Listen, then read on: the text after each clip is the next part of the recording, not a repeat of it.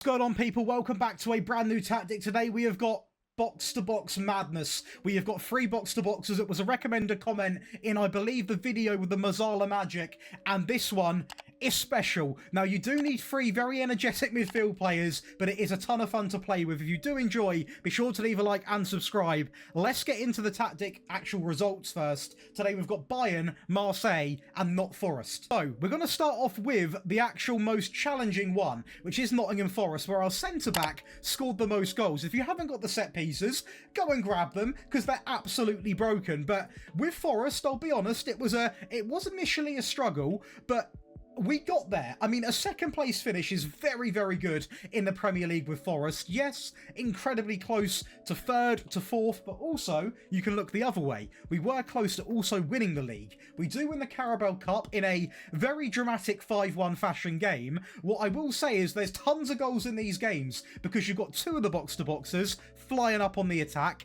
You've got one that's a little bit more reserved, and we naturally play quite a free-flowing attacking pace game. Now, in terms of top goal scorers, obviously one of our centre-backs comes in and does absolute numbers. That's more on how good my set pieces are opposed to the overall tactic. Now, in terms of it, it wasn't just him getting the goals. We outscored everybody. We had the most shots. Possession, we're not going to have because of how attacking we are as a team. Defensively, we're going to be down in 5th, and clean sheets down in joint 7th. So we're not hiding anything here. You are going to concede, but also you are going to go and score goals. And as you can see, we score over double compared to what we are going to be conceding. And remember, this is the weakest team of the video. We're a team in the Premier League. Oh, what a pass completion, by the way. We're a team in the Premier League that in this game aren't predicted to even finish in the top 7. So we've got to be fairly realistic and honest about what we should expect. And this is just a very comfortable 4-0 win over Everton at home, starting with an own goal. Yes.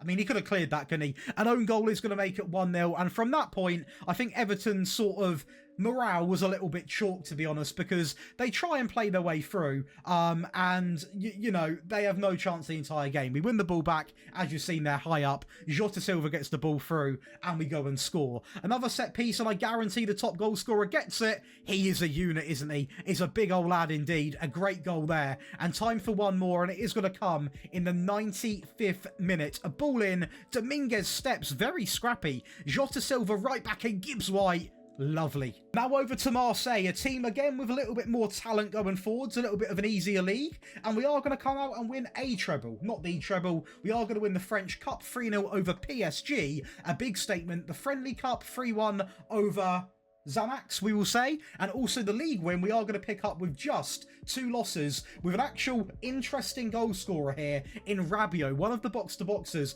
being 2nd in the goal-scoring ranks, which goes to show how influential a box-to-box can actually be. And of course, Nori, who is a great forward player anyway. So a great season over in France, and a lot of goals being scored, a lot of shots, hardly any shots against us, even in this league. Now, I will say, don't take this to heart, because you're not really going to be in the top 4 that often, but the French league is quite easy to dominate possession in. I will keep 100% honesty throughout any of these videos. This league, the Scottish league, you can get possession with a direct counter-attacking tactic. If for some reason you can just dominate the ball, but that doesn't take away how good we were at scoring, and also how good we were at defending. We were absolutely solid and electric on that counter, with 3.91 goals a game, 0.35 conceded, over 22 shots a game, a very good pass completion, and also a decent tackle win ratio. There's very little to pick apart that I dislike about this test. You then turn your attention to the French Cup final, and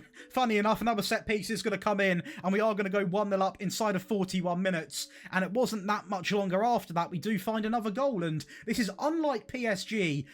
What is that goalkeeping? Very unlike PSG, purely because of usually how strong they are, but they didn't really turn up to this cup final. We're going to go 2-0 up before the half-time whistle, and 10 minutes after the second half starts, great play. Rabiot, great ball through, and again, Benassa What's the keeper doing? Over to the mighty FC Bayern, where we do win the treble, the Bundesliga, the Pokal 4-0 over Werder Bremen, and the Champions League 4-2 over Paris Saint-Germain. Now, in terms of the actual Bundesliga, we are going to come out and put on a real stellar display. Harry Kane 33 goals, Goretzka 18, Sane 17. Again, another box-to-box in the goal scorers. Manuel Neuer, the most clean sheets. Kimmich, most assists. Paulina, second most. Real statement being made of how good that box-to-box role is inside of FM24. And once again, most goals, most shots, most dribbles on this occasion. Defensively, incredibly solid. And I can imagine the data hub, yeah, the best we've had. 4.24 goals a game, 0.38 conceded, just shy of 87% pass completion, and over 25.4 shots a game, alongside of a treble. Thumbs up. And that game against Werder Bremen in that Pokal final, there was goals. And just look at your screen a second. Look at the amount of people that are going to get forward and get involved in the play. It is one of the funner tactics you get to play with in this game, especially if you were like that sort of box-to-box role, which, let's face it, 8 out of 10 people love a box-to-box. And with the set pieces as well, which I will never unsee that stat line with the centre-back from Nottingham Forest. Absolutely incredible. And again, set piece.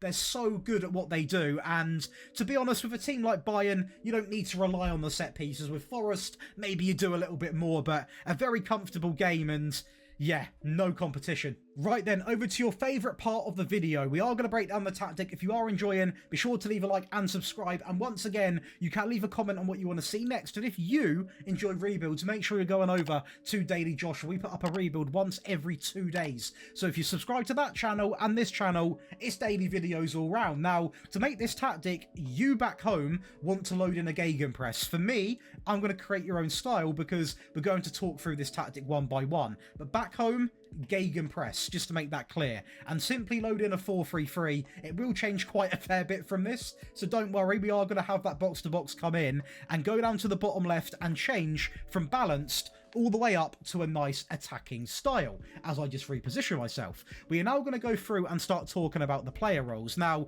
if you played with this system before, which I doubt you have, we are going to roll with obviously a central 4-3-3. If I can get a player in there, hello, there we go, finally done it, because that's how you get free box to boxes. So let's talk about them first, because that is what this video is all about, isn't it? The famous, the lovely box to box. Now, my logic here is I want the one in the middle to be the most attacking. I want it to be quite reserved almost. So with him in the middle, we have got him set to dribble less, shoot less, and also tackle harder. So this guy will be the more composed box to box, who won't go on ridiculous runs, things like that, and go a little bit too extravagant, because next to him on the left, we are going to have him on get forwards and tackle harder, and on the right, we are going to do the same. Now, because of this, we need someone in the middle, which is this lad here, to be a little bit more calm. Don't go forward all the time and just be quite reserved on the ball. So that is exactly why we're going to lay out like that. It's actually quite straightforward. When it comes to the goalkeeper,